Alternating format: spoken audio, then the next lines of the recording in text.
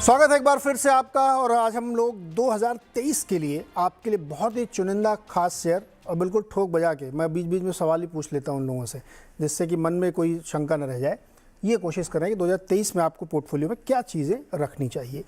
पंकज जी को दिखाइए। पंकज जी, कुछ ऐसा गूढ़ ज्ञान, कुछ ऐसा सीक्रेट बताइए ना जिससे मोटा पैसा बने 2023 में। अभी पहले स्टॉक नहीं, पहले वो कुछ सीक्रेट बताइए, मार्केट का सीक्रेट बताइए थोड़ा, ट्रिक। नीरज जी, मेरे को इस मार्केट में 27 साल हो गए हैं। हाँ। और वो एक गुरु मंत्र या सुपर सीक्रेट ज्ञान मैं भी अभी उसी खोज में लगा हुआ हूँ, तो अभी मेरे को मिला नहीं है। बट एक एवरेज ज्ञान जरूर मैं शेयर कर सकता हूँ। हाँ। कि मार्केट बड़ी डायनेमिक हो गई है। और एक, जैसे अभी आप थोड़ी देर पहले पूछ रहे थे गुरमीत जी से कि ऐसा क्यों होता है कि एक सेक्टर की डेट सेक्टर चलता है तो इक्विटी सेक्टर नहीं चलता, इक्विटी सेक्टर चलता है तो कमोडिटी सेक्टर नहीं चलता। ऐसी बात नहीं है। मैंने पिछले 26-27 साल में कई ऐसे फेजेस देखे हैं जहां पर सारे सेक्टर्स में अच्छी तेजी देखी गई है, चाहे वो गोल्ड हो, सिल्वर हो, कमोडिटीज हो, करेंसी हो, इक्विटी हो, डेट हो। There have been phases. ठीक है, ऐसे फेजेस भी आते हैं जहां पर काफी लल पीरियड में चले जाते हैं। और जिस तरह का फेज हम आजकल देख रहे हैं कि डेट काफी स्ट्रांग होता जा रहा है, जो कि एवरेज यील्ड रिटर्न जो इंडियन मार्केट में 5.5% होते थे, अब क्लोजर टू 8% हो गए और शायद और आगे बढ़े। सो डेफिनेटली एक flow of money from equity to debt होता ही है। तो उस वजह से थोड़ा सा हो सकता है इक्विटी में रुझान थोड़ा सा कम हो, बट ऐसा कोई सुपर फॉर्मूला नहीं है, ऐसा कोई बिल्कुल थंब रूल नहीं है कि ऐसा होगा। क्योंकि अब अगर हम पिछले रिसेंट टाइम में देखें, even gold has perform pretty well. और अगर एवरेज में भी देखें तो पिछले 10-15 साल में गोल्ड ने काफी डिसेंट एवरेज रिटर्न दिए हैं। ये एक मिथ है कि गोल्ड काफी स्टैग्नेटेड रहा है पिछले 5-10 साल में।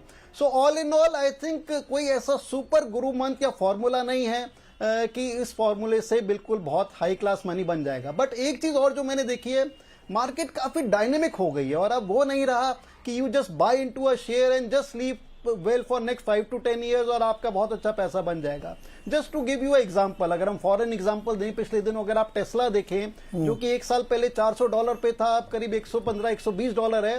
सो anybody who didn't sell between $300 and $400 doesn't matter, he is holding one of the best company in the world, but उसका कुछ भी नहीं हुआ। और सिमिलर केसेस, बहुत सारे केसेस इंडिया में भी हैं।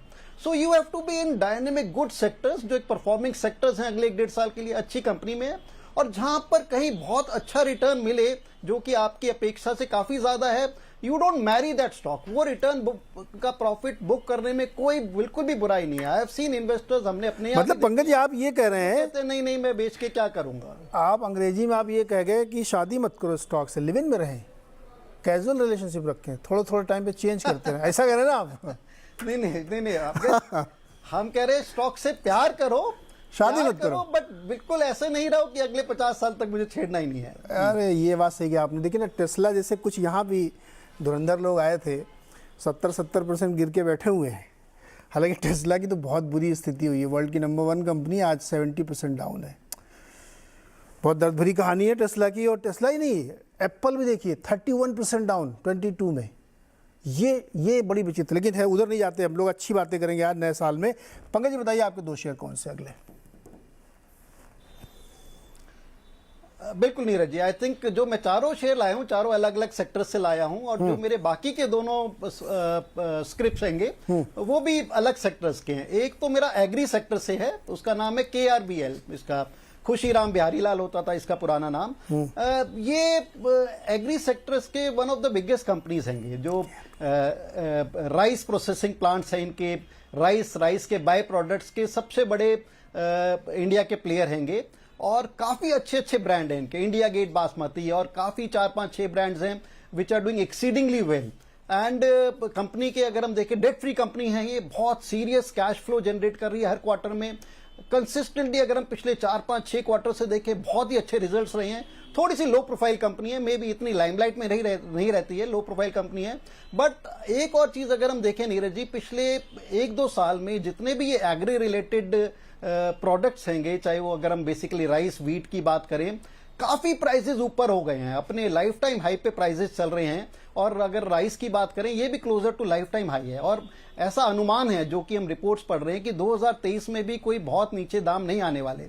And KRBL being one of the forefront in this sector, इसके पास कम से कम 1 साल की इन्वेंट्री रहती है। तो जो इन्वेंट्री गेन्स इसको मिले हैं, अगले 2-3 क्वार्टर में भी मेरा मानना है कि काफ़ी अच्छे रिजल्ट्स इस कंपनी के आने चाहिए। बहुत एक्सपेंशन में ये कंपनी जा रही थी 2023 में, जो इनकी 2-3 एक्सपेंशन है वो पूरी हो जानी चाहिए। सो उसका भी जो एक टॉप लाइन इफेक्ट कंपनी को मिलना चाहिए। एंड जो एक फ्रेट की वजह से आज से 1 साल पहले फ्रेट कॉस्ट बहुत ज़्यादा हाई हो गई थी, तो जो एक्सपोर्ट में इनको थोड़ा बहुत डेंट लग रहा था, जो इनके कमिटेड वैल्यूज पे इन्होंने जो ऑलरेडी कमिटेड थे, उसमें भी अब इनको दोबारा से फायदा मिल रहा है। So all in all I think this company has done pretty well in last 1 year. और यहाँ से भी जो अब 380-390 का भाव है, मेरे को लगता है यहाँ से भी काफी कैपेबल है और ऊपर जाने के लिए। सो 2023 में मेरे को लगता है कि हर बिगर फॉल पे KRBL को एक्यूमुलेट किया जा सकता है और इसमें अच्छा रिटर्न मिलेगा। जो मेरी फोर्थ कंपनी हैगी, I think this is from another different sector, another beaten down sector, IT technology sector से है, जो कि आज के दिन बिल्कुल out of favour, out of flavour हुआ है। Nobody wants to accumulate this, but मेरा ये मानना है कि आने वाले 1-2 महीने के बाद technology should start doing well, और इसके अंदर जो बेहतरीन कंपनी है, चाहे वो स्मॉल कैप है, मिड कैप है, लार्ज कैप में, दे शुड डू वेल। तो हमने जो चीज चूज की है persistent systems, I think this is one of the best mid cap technology company, जो कि एक प्रोडक्ट डेवलपमेंट में, सॉफ्टवेयर प्रोडक्ट डेवलपमेंट में, कस्टमाइज सॉफ्टवेयर प्रोडक्ट डेवलपमेंट में काफी अच्छा काम करती है। बहुत ही कंसिस्टेंट अच्छा मैनेजमेंट है इनका। अपने 80% रेवेन्यूज नॉर्थ अमेरिका से जनरेट करते हैं, 10% रेवेन्यूज यूरोप से जनरेट करते हैं, और 5 से 8% रेवेन्यूज ये भारतवर्ष से जनरेट करते हैं। एंड जो इनकी टॉप लाइन और बॉटम लाइन ग्रोथ रही है, काफी कंसिस्टेंट अच्छी ग्रोथ रही है। और जो इनकी प्रोजेक्शंस हैं, even in spite of that kind of turmoil IT is facing, काफी अच्छी प्रोजेक्शंस हैं। तो हम इस कंपनी को काफी ऊंचे स्तर पर रखते हैं, और हमारे को मानना है कि जो ये प्रॉमिस करते हैं उससे ज्यादा ही ये परफॉर्मेंस दिखाते हैं। So Persistent System would be our bet for 2023 in technology sector.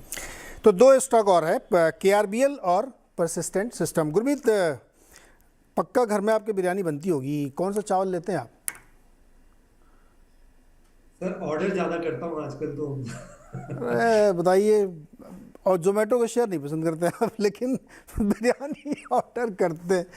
चलिए बताइए आपको। अच्छा, मैं बताऊँ कैसे खरीदता हूँ? मैं तो जस्ट में लिखा रहता है पैकेट में 25% एक्स्ट्रा, वही वाला लेता हूँ। वो चाहे लाल किला हो, चाहे इंडिया गेट हो, या कोई भी हो। आप बताइए सर, अगले 2 शेयर्स। तो नीरज जी, मैन्युफैक्चरिंग सेक्टर में मैंने आपसे कई बार चर्चा करी है, डिफेंस की, ऑटोमोबाइल में मिंडा की, सोलार की, डिफेंस में। एक मैन्युफैक्चरिंग में हमें एक अपटिक दिख रही है इंडिया में, और मुझे लग रहा है अगले 3-4 साल बहुत अच्छे होने वाले हैं। तो उसमें एक उसका प्रॉक्सी प्ले इंडस्ट्रियल गैसेस का है, लिंडे इंडिया। इंडस्ट्रियल गैसेस उन्होंने अभी प्रैक्सर के साथ मर्जर किया है, तो 50% मार्केट शेयर हो गया है। इंडस्ट्रियल गैसेस में आपका नाइट्रोजन, ऑक्सीजन, हाइड्रोजन, ये सब आता है। फिर स्पेशलिटी गैसेस बनाते हैं, जिसमें आपका हीलियम, नियॉन, जो हाई प्योरिटी गैसेस जैसे हम बोलते हैं, और मेडिकल गैसेस बनाते हैं, जैसे मेडिकल ऑक्सीजन होता है। इंडस्ट्रियल गैसेस का यूसेज अगर आप देखेंगे तो मेटल्स में, टेक्सटाइल्स में, पेट्रोकेमिकल में, ग्लासेस में, पेपर में, एंड यूज लगभग हर सेक्टर में। इनके पास टेक्नोलॉजिकल कैपेबिलिटी है, कॉस्ट एफिशिएंसी आएगी मर्जर के बाद प्रैक्सर से। बहुत अच्छा इनका इकोसिस्टम है, और इस सेगमेंट में काफी हाई एंट्री बैरियर है, क्योंकि बड़ा हाई प्रिसीजन, एक तरीके से बहुत ही टेक्निकल सेक्टर है। हमने देखा कि अभी जो स्पेशलिटी गैसेस है, इनका भी डिमांड धीरे-धीरे बढ़ेगा, क्योंकि जो नई इंडस्ट्रीज हैं, जैसे सोलार सेल्स हैं, चिप्स हैं, यहाँ पे इनकी जो है रिक्वायरमेंट बढ़ेगी। जैसे अभी हमने देखा फॉक्सकॉन वेदांता ने एक बड़ा प्रोजेक्ट अनाउंस किया है। तो ऐसे आपको स्पेशलिटी गैसेस में भी एक हाई ग्रोथ ड्राइवर हो सकता है। मेडिकल ऑक्सीजन एक और हाई ग्रोथ ड्राइवर है। इंडिया में मार्केट इंडस्ट्रियल गैसेस का पोटेंशियल जो है 20-25 हज़ार करोड़ का है, तो काफी पोटेंशियल है। वर्ल्ड मार्केट लगभग 95-96 बिलियन डॉलर का है। तो ये सेक्टर है जो बहुत फास्ट मूविंग सेक्टर है। वैल्यूएशन थोड़े से हाई साइड पे है, तो थोड़ा स्टैगर्ड अप्रोच करेंगे तो अच्छा होगा।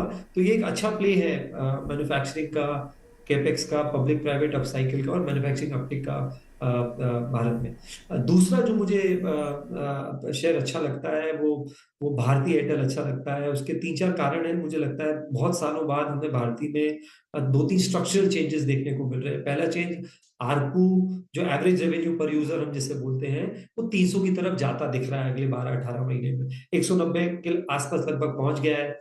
अभी उन्होंने 2 सर्कल्स में उड़ीसा, हरियाणा में 99 का रिचार्ज जो है अभी डिसकंटिन्यू कर दिया है। तो वो एक्सपेरिमेंट कर रहे हैं, मिनिमम रिचार्ज अब 155 से है। तो इंटेंशन बहुत क्लियर है कंपनी का, जो उन्होंने अनाउंस भी है कि आरपू जो है वो बढ़ेगा। 4G मिक्स उनका बहुत अच्छा है और मेट्रो और क्लास ए सर्कल में वो कंटिन्यूअसली ग्रो कर रहे हैं, मार्केट शेयर गेन कर रहे हैं। तो उसका भी पॉजिटिव इम्पैक्ट आ रहा है। होम और एंटरप्राइज बिजनेस में बहुत अच्छा कर रहे हैं। तो उनका जो पूरा डिजिटल इकोसिस्टम है, मोबिलिटी है, होम, एंटरप्राइज है, डिजिटल टीवी है, सब में हम जो है भारती बहुत अच्छा कर रहा है। और पहली बार अगले 2-3 सालों में जो उनका फ्री कैश फ्लो है, वो एनुअल जो पेमेंट करते हैं वो केपेक्स पे या जो स्पेक्ट्रम पेमेंट्स है, उससे एक्सीड कर रहा है। मतलब डीलेवरेज करने की भी अच्छी खासी अपॉर्चुनिटी दिखती है। और एयरटेल पेमेंट बैंक पहला पेमेंट बैंक है, लोग भूल जाते हैं क्योंकि हम इतना ज़्यादा पेटीएम और बाकी चीज़ें डिस्कस करते हैं। भारती को पहला पेमेंट बैंक लाइसेंस मिला था 2016 में। उसको वो अब मोनेटाइज़ करना चाहते हैं और एक्चुअली वो प्रॉफिटेबल है। वो पहला यूनिकॉर्न है पेमेंट में जो एक्चुअली प्रॉफिटेबल है। 1000 करोड़ के रेवेन्यू में 10-12 करोड़ का पैट करता है। तो उससे मुझे लगता है और थोड़ा-सा री-रेटिंग होना चाहिए। तो भारती मेरा जो है एक और शेयर है जिसे मैं देखूँ। बिल्कुल, भारती एयरटेल और लिंडे इंडिया, दो और स्टॉक गुरमीत के गुणवान में जुड़े हैं। अब चलते हैं शरद जी के पास।